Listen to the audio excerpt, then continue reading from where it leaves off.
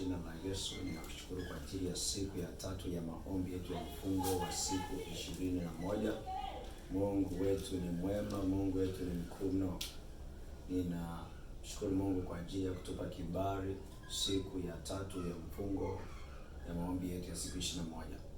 Nataka nikuletee neno siku ya leo la ufunuo ambao Mungu amenipa siku ya tatu.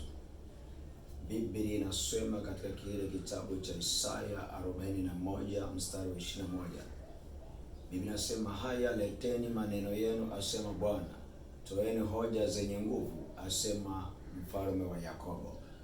Mungu amenipa hili neno, lakini nataka nizungumze na wewe. Biblia inasema, haya leteni maneno yenu, asema Bwana.